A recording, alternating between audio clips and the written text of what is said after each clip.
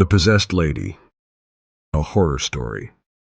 It was late in the evening when Rahul moved into his new rented house on the outskirts of town. The house was old, with cracked walls and creaking wooden floors. But the rent was cheap, and the landlord was oddly eager to get someone inside quickly. The neighbors had warned him politely, "Keep to yourself, and if you see the lady in white, don't open your door." Rahul had laughed it off as just another village ghost story. But deep down, something about their serious faces unsettled him. Night 1.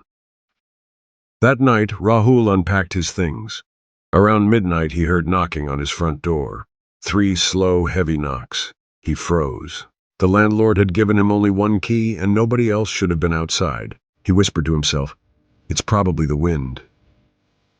But then, he heard a woman's voice, low, drawn out, almost whispering. "Let me in." Rahul's chest tightened. He didn't move. He didn't answer. Minutes passed. The knocking stopped. He eventually forced himself to sleep.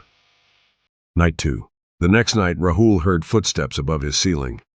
But this was a one-floor house. He grabbed a torch and searched the roof.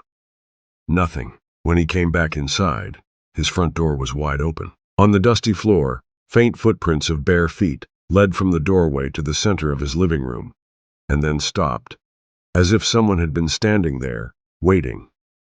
Rahul bolted the door and stayed awake until dawn. Night of 3. The third night was different. He didn't hear knocking. He didn't hear footsteps. Instead, he heard weeping. A woman's sobs, right outside his bedroom.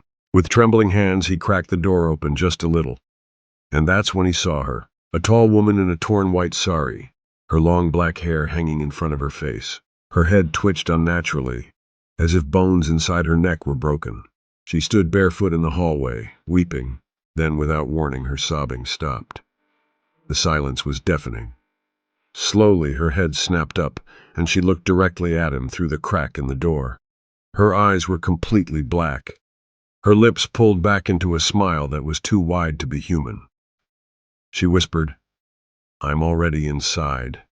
The lights went out. The possession. Rahul woke the next morning on the floor, drenched in sweat.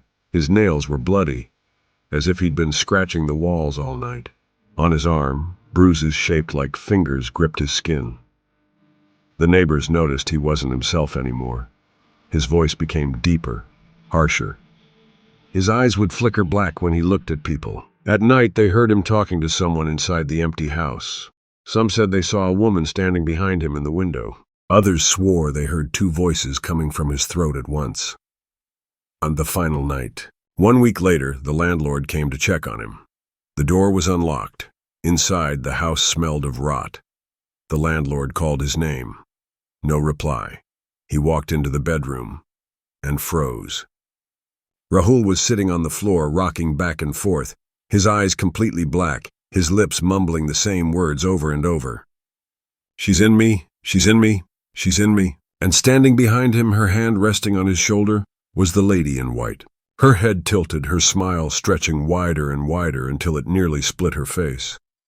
The landlord dropped the keys and ran. Nobody ever lived in that house again. But on some nights when the wind is still, you can still hear the knocking. 3 slow, heavy knocks,